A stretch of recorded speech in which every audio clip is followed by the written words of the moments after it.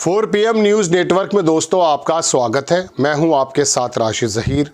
बड़े भारी भरकम शब्दों का इस्तेमाल नहीं करना चाहता आपके सामने, चूँकि ये EVM, ये चुनाव आयोग, ये वर्ल्ड इकोनॉमिक फोरम, इस प्रकार की अर्थव्यवस्था से संबंधित जब बातें आती हैं तो मजबूरी यह है कि हमारा बड़ा जगत, वोटर जगत, दर्शक जगत, आम जन आगे भाग जाता है। यही वजह है कि रील्स का ज़माना है। छोटी मोटी 60 सेकंड की, 30 सेकंड की वीडियोस देख करके मन को बहला लेते हैं। लेकिन एक खरगोश की मिसाल आपने सुनी है कि जब बिल्ली को देखता है तो वो आंख मींच लेता है, वो सोचता है ऑल इज़ वेल। लेकिन ये आमिर खान की फिल्म में हो सकता है ऑल इज़ वेल, लेकिन बात यह है कि खतरों का तो सामना करना पड़ेगा। जब तक नज़र में नज़र डालकर आप नीतियों पर नहीं जाएंगे, पता नहीं चलेगा कि बुनियादी मर्ज है क्या। बुनियादी मर्ज नहीं पता चलेगा तो उसकी तशखीस नहीं होगी तो इलाज नहीं होगा। पता चलेगा कि जख्म फला जगह पर है, मरहम वहीं लगेगा। आए दर के मरहम ठीक है या नहीं, ये भी सोचने समझने की ज़रूरत पड़ती है। आप मेरी बड़ी भारी भरकम बातों से परेशान ना होइएगा। मैं आपको ये बताना चाहता हूँ कि ये EVM का जो जिन है, ये हर एक दिन आपके सामने आ जाता है और इसको गोदी मीडिया ने और सत्ताधारी पार्टियों ने ये बता दिया है कि इस प्रकार का कोई भी बात करना मजाक का पात्र है। कोर्ट के अंदर जाते हैं, फला जगह ले जाओ, वहाँ जाते हैं, फला जगह ले जाओ। हाई कोर्ट में आता, कहते हैं बड़ा भारी मुद्दा है साहब, CGI साहब सुनेंगे। CGI कहते हैं अरे वो सुन रहे थे दीपांकर दत्ता, उनको ही दिखा दो। फिर वहाँ से फाइल वहाँ, वहाँ से फाइल वहाँ। आप सोचते हैं यार कुछ और देखते हैं, रील वगैरह देखते हैं, क्या ज़रूरत पड़ी इन चीज़ों की। लेकिन आपके और मेरे लोकतंत्र पर अगर डकैती पड़ रही है और अगर वो विधायक, वो MP जिसके विधानसभा या लोकसभा क्षेत्र में भारी गड़बड़ी हुई है और वो संविधान के मुताबिक, कोर्ट के मुताबिक, चुनाव आयोग के नियमावली के मुताबिक कई लाख रुपया जमा करके बता देता है कि साहब चुनाव आयोग महोदय हमारी गड़बड़ी बता दो। अब चुनाव आयोग ये करता, तमाम डाटा डिलीट करके कह देता मशीन देख लो, मॉक पोल कर लो, हमारे यहाँ बिल्कुल ठीक है। इसके बारे में आप ये बात सुनवाई चल रही है, कभी इधर कभी उधर। अब 11 फरवरी लगी हुई है। CGI खन्ना या तो कह देते हैं डिसमिस, या हो सकता है चुनाव आयोग कटघरे में नहीं मुसीबत के घेरे में आ जाए। मैं आपको बिजनेस स्टैंडर्ड की खबर दिखाने के लिए हाजिर हुआ दोस्तों। ये भूमिका इसलिए बांधनी पड़ी कि ताकि आप भारी भरकम खबर सुन के कहीं और न चले जाएं।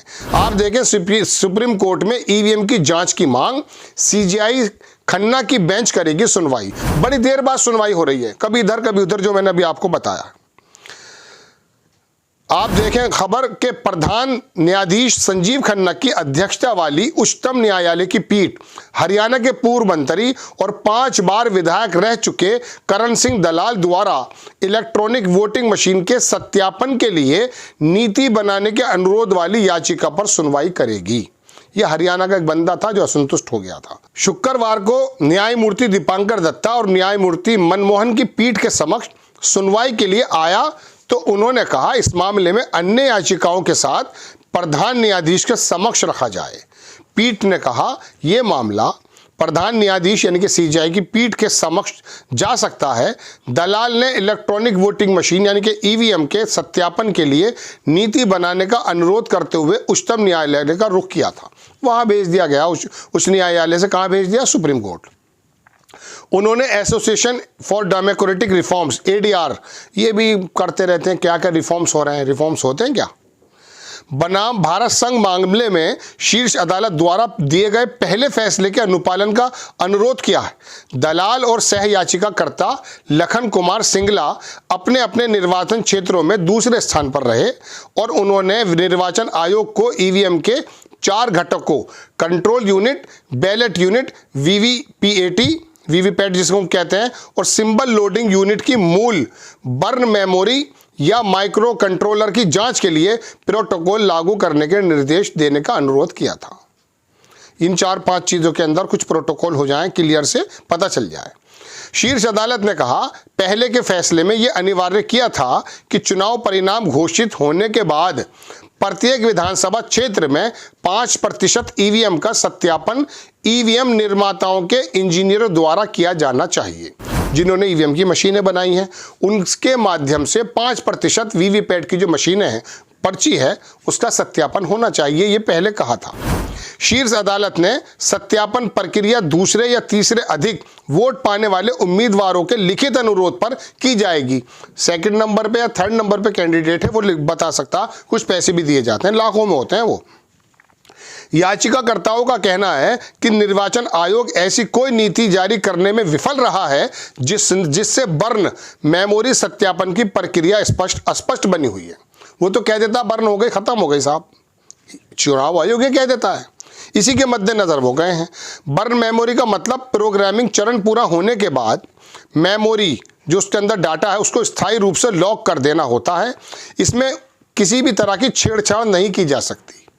याचिका के अनुसार निर्वाचन, देखिए मैं बर्न मेमोरी के बारे में थोड़ा सा गलत बता गया हूँ, नीचे बताया कि बर्न मेमोरी का मतलब है प्रोग्रामिंग चरण पूरा होने के बाद जो उसके अंदर आंकड़ा है उसे स्थायी रूप से हमेशा के लिए लॉक कर देना होता है, उसमें किसी तरह की छेड़छाड़ नहीं की जा सकती। याचिका के अनुसार निर्वाचन आयोग द्वारा मौजूदा मानक संचालन कि केवल बुनियादी निदान परीक्षण मॉक पोल शामिल है, वो मॉक पोल करा देते हैं।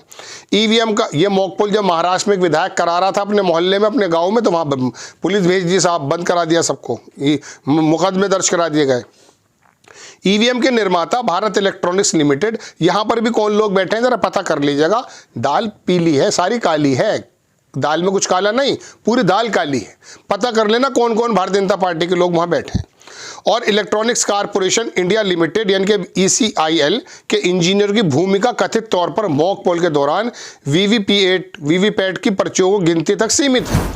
याचिका में कहा गया कि ये दृष्टिकोण बड़ी आप बोर होने लगे होंगे, लंबी खबर है, छोटी सी बात सुन लीजिए। बात यह है कि इस वाली प्रक्रिया को जांच करने के लिए लोग चक्कर पे चक्कर, तारीख पे तारीख लग रही है। अब 11 फरवरी को CJI सुनेंगे जो भी उसके अंदर गड़बड़ी है। वो जो कैंडिडेट हार कर आए दूसरे तीसरे नंबर पे, उन्हें यकीन नहीं है, हालांकि वोटर का कुछ नहीं मालूम, लेकिन होता यूं है कि महाराष्ट्र के अंदर 150-55 सीटों पे भारतीय जनता पार्टी लड़ती है, 131-30 ऐसा ज़बरदस्त स्ट्राइक रेट तो इंदिरा जी के जाने के बाद राजीव गांधी को भी नहीं मिला था। तो दोस्तों बात यह है, इसके बारे में अगर किसी के मन में शंका पैदा होती है तो ये एक प्रावधान है कि पैसा जमा कीजिए, आपकी गिनती कर दी जाएगी। चुनाव आयोग कहता है हमारे पास वो डाटा है नहीं, वो मिट गया है, ख़त्म हो गया है। इसके बारे में नीति स्पष्ट हो जाए, इसके बाद की सुनवाई करने के लिए कहाँ का दरवाज़ा खटखटाएं भाई लोग का जो वोटर है बैंक उसे तो चुरा लिया गया है, कहीं वोटर लिस्ट काट दी गई है। अभी न्यूज़ लॉन्ड्री ने खबर छापी कि 3 विधान लोकसभाएं, उसमें मेरठ की भी थी, फर्रुखाबाद, एक दिल्ली की, यहाँ पे बड़े मास लेवल पर एक खास वर्ग के वोट काट दिए गए और कुछ वोट बढ़ा दिए गए। क्या कर सकते हैं बताइए। इनको मालूम है कि मुरादाबाद के बराबर की कुंदर की ऐसे ही जीत लो, कोई दिक्कत नहीं है। दिक्कत तो वाकई नहीं होगी, क्योंकि जो आपके विपक्ष का वोट है उसका तो आपने बंटवारा कर दिया है, वहाँ वो बढ़ जाते हैं। आप इकट्ठे होके उसके अंदर चुनाव तंत्र है, वोटर की जो लिस्ट है और दुनिया भर का जो लोकल प्रशासन है, सारी चीज़ें कर देते हैं। खैर ये ऐसा आरोप लगते हैं। अब 11 तारीख में सुनवाई है, देखिए CJI साहब क्या कहते हैं।